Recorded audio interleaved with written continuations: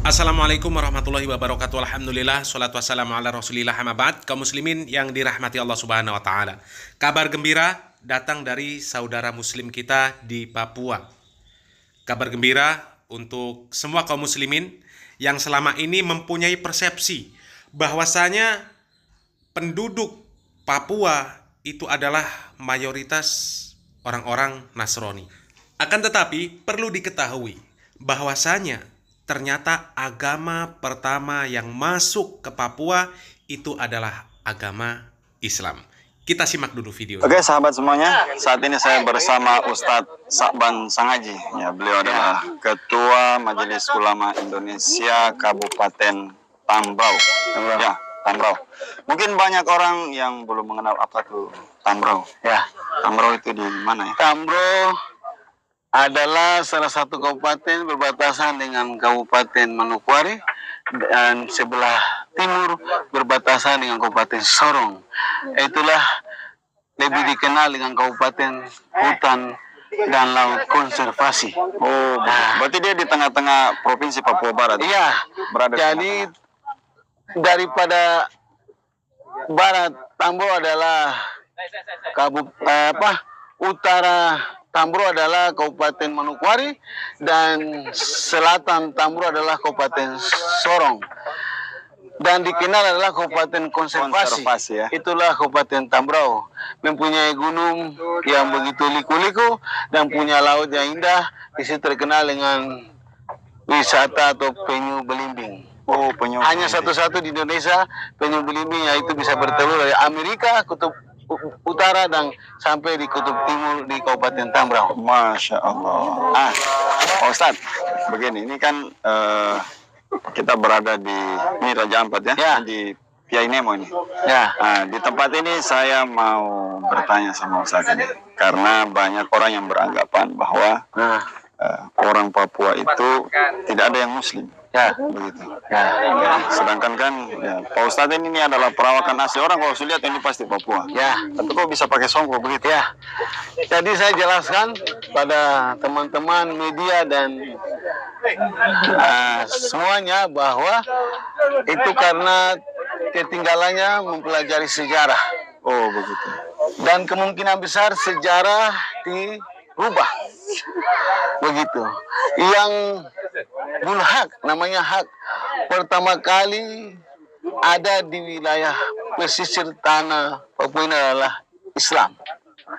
Islam hadir di Papua, baru Islam menghadirkan agama-agama lain seperti Alkitab, Nasrani, dan lain-lain. Oh, begitu.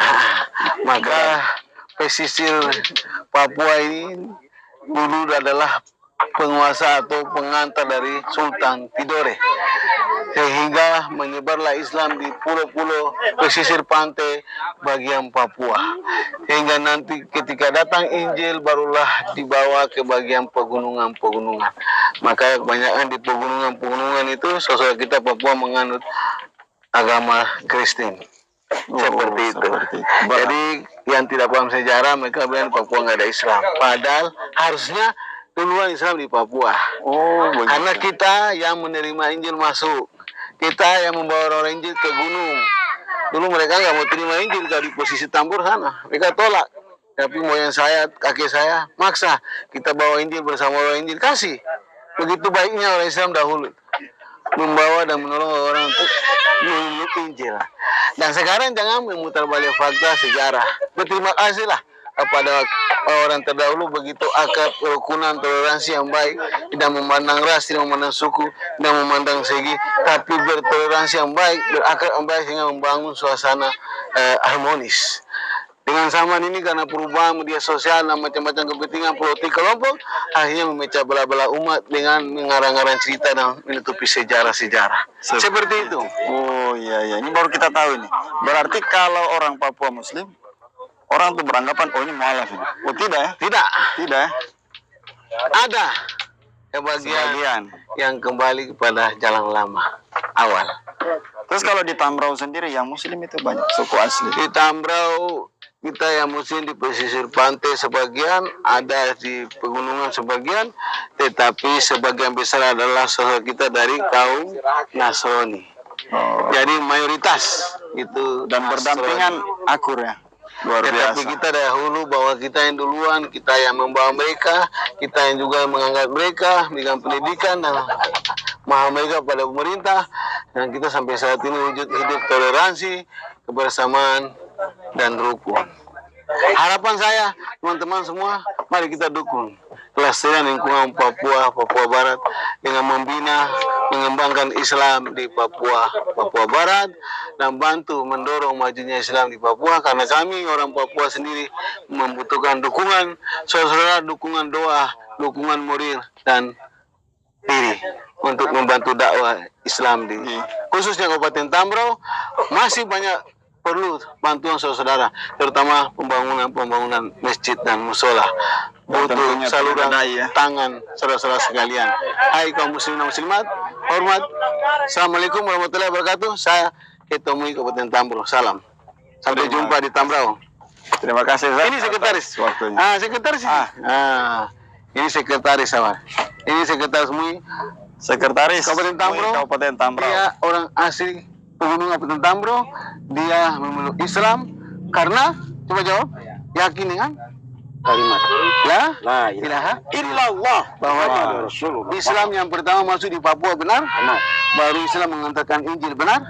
Jadi kita tidak boleh putar balik fakta, benar. La ilaha illallah. Allahu Akbar. Allahu Akbar. Kaum muslimin yang dirahmati Allah Subhanahu wa taala. Bagaimana sejarah masuknya Islam di provinsi Papua dan kemudian bagaimana proses penyebaran Islam di tanah Papua ini memang memiliki banyak versi sejarah.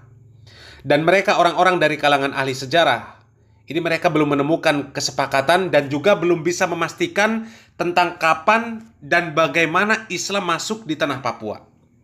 Karena memang ada beberapa versi sejarah tentang masuknya Islam di tanah Papua. Yang pertama adalah versi Aceh. Menurut pendapat sejarah versi Aceh ini, Islam masuk di tanah Papua melalui mubaligh yang berasal dari Aceh yang bernama Abdul Ghaffar pada tahun 1360 sampai dengan 1374 Masehi. Di dalam buku sejarah masuknya Islam di Fakfak, karya pemerintah daerah Fakfak, Raja Rumbati Ibrahim Bau, mengatakan bahwa Abdul Ghaffar dan beberapa orang temannya mendarat di Fatagar Lama di kerajaan Fakfak setelah mereka mencari rempah-rempah dari Provinsi Maluku. Kemudian versi Arab. Pendapat versi Arab ini mengatakan bahwa penyebaran Islam di tanah Papua pertama kali dilakukan oleh Syarif Mu'az Al-Qatan di Patimunin, Fakfak. Syarif Mu'az ini merupakan seorang sufi dari Yaman yang mempunyai gelar Syekh Jubah Biru. Syarif Mu'az ini menyebarkan Islam di tanah Papua pada pertengahan abad ke-16 Masehi. Kemudian ada lagi versi Banda. Banda ini adalah sebuah daerah yang merupakan bagian dari Provinsi Maluku. Pendapat ini mengatakan bahwa Islam di Papua berasal dari pedagang-pedagang Bugis melalui jalur Banda, Fakfak, kemudian Seram Timur. Dan proses Islamisasi dilakukan oleh dua orang pedagang sekaligus mubaligh yang bernama Jainun dan Salahuddin yang berasal dari Banda pada pertengahan abad ke-16 Masehi. Kemudian ada lagi versi Bacan. Pendapat ini mengatakan bahwa Islamisasi di Papua itu dilakukan oleh Kesultanan Bacan pada masa pemerintahan Sultan Muhammad Al-Baqir. Di dalam buku Peranan Ternate dan Tidore di dalam Pembebasan Irian Barat, karya Heri Nahrawi tahun 2004, Sultan Mahmud Al-Baqir ini adalah orang yang menjadi peletak dasar kesatuan 4 kerajaan Maluku, yaitu Ternate, Tidore, Bacan, kemudian Maluku. Kaum muslimin yang dirahmati Allah Subhanahu wa taala. Sebagaimana agama Islam ini adalah agama tertua di tanah Papua, di dalam artian agama yang pertama kali masuk di tanah Papua, tentu kita mempunyai harapan agar cepat atau lambat agama Islam ini akan kembali berjaya di tanah Papua. Kemudian semakin banyak bertambah saudara-saudara muslim kita di tanah Papua. Semakin banyak mu'alaf, semakin banyak mereka yang kembali kepada agama para pendahulu mereka. di mana para pendahulu mereka itu adalah orang-orang yang beragama Islam. Akan tetapi pada saat ini kita ketahui bahwasanya Islam menjadi agama yang minoritas di sana. Dan alhamdulillah beberapa kajian sunnah ini sudah pernah dilaksanakan di tanah Papua.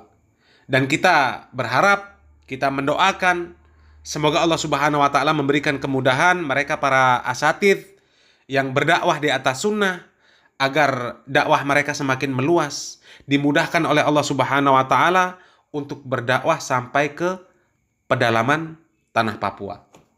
Kemudian kaum muslimin yang dirahmati Allah Subhanahu wa taala, terlepas dari perselisihan pendapat mereka para sejarawan tentang kapan kemudian bagaimana proses masuknya Islam di tanah Papua, satu hal yang harus kita yakini bahwasanya memang agama Islam ini adalah agama pertama kali di muka bumi ini.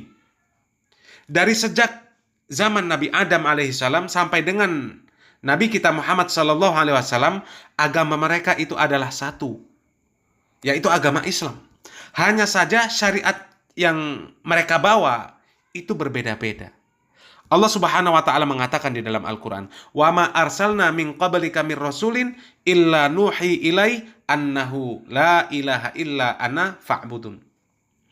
Kami tidak mengutus seorang rasul pun sebelum engkau wahai Muhammad, melainkan kami wahyukan kepada mereka bahwasanya tidak ada ilah yang berhak diibadahi dengan benar kecuali aku, maka sembahlah oleh kalian aku. Kemudian Rasulullah Shallallahu Alaihi Wasallam di dalam sebuah hadis mengatakan, al-anbiya'u ikhwatun li'anlat, ummahatuhum syatta wa dinuhum wahid. Para nabi itu bagaikan saudara satu ayah. Agama mereka satu, yaitu agama Islam. Kemudian ibu-ibu mereka atau syariat-syariat mereka itu berbeda-beda. Al-Hafiz Ibnu Hajar Al-Asqalani menjelaskan tentang hadis ini bahwasanya prinsip agama para nabi itu adalah sama, yaitu agama tauhid. Mentauhidkan Allah Subhanahu wa taala. Meskipun rincian syariat yang mereka bawa itu berbeda-beda. Semoga apa yang kami sampaikan bermanfaat. Barakallahu fikum. Wassalamualaikum warahmatullahi wabarakatuh. Agama para nabi itu sama. Ada dua hal yang perlu kita bedakan. Pertama, agama. Kedua, rincian ajaran agama. Agama para nabi itu sama, yaitu Islam. Sehingga pokok dan prinsip ajaran para nabi itu sama. Semua mengajarkan tauhid, iman kepada hari akhir, loyal kepada sesama mukmin, dan memusuhi orang kafir. Allah Subhanahu wa taala berfirman, yang artinya, kami tidak mengutus seorang rasul pun sebelum kamu, melainkan kami wahyukan kepadanya bahwasanya tidak ada Tuhan yang hak melainkan aku, maka sembahlah olehmu sekalian akan aku. Quran Surat Al-Anbiya ayat 25. Allah berfirman tentang Nabi Nuh alaihi salam, yang artinya, dan aku diperintahkan untuk menjadi muslim. Quran Surat Yunus ayat 72. Allah berfirman tentang Ibrahim, yang artinya, ketika Tuhannya berfirman kepadanya, tunduk patuhlah. Ibrahim menjawab, aku tunduk patuh kepada Tuhan semesta alam. Quran Surat Al-Baqarah ayat 131. Allah berfirman tentang Yakub ketika beliau berwasiat kepada putra-putranya, yang artinya, dan Ibrahim telah mewasiatkan ucapan itu kepada anak-anaknya, demikian pula Yakub. Ibrahim berkata, hai anak-anakku, sesungguhnya Allah telah memilih agama ini bagimu, maka janganlah kamu mati kecuali dalam memeluk agama Islam. Quran Surat Al-Baqarah ayat 132. Allah berfirman tentang Musa alaihi salam, yang artinya, berkata Musa, hai kaumku, jika kamu beriman kepada Allah, maka bertawakallah kepadanya saja, jika kamu benar-benar orang muslim. Quran Surat Yunus ayat 84. Allah juga berfirman tentang Isa alaihi salam, yang artinya, saksikanlah bahwa sesungguhnya kami adalah orang-orang muslim. Quran Surat Ali Imran ayat 52. Sementara rincian agama berbeda-beda antara satu nabi dengan nabi yang lain.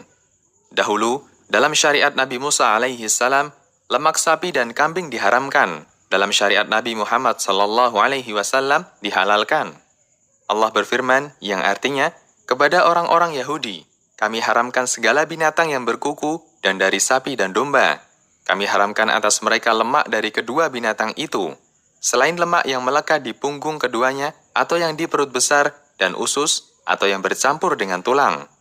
Demikianlah kami hukum mereka disebabkan kedurhakaan mereka, dan sesungguhnya kami adalah Maha Benar. Quran Surat Al-An'am ayat 146. Dalam syariatnya Nabi Yusuf alaihi salam, sujud kepada orang soleh dibolehkan, sebagaimana saudara-saudaranya Yusuf sujud kepada Yusuf. Dalam syariat Nabi Muhammad SAW, sujud kepada manusia dilarang.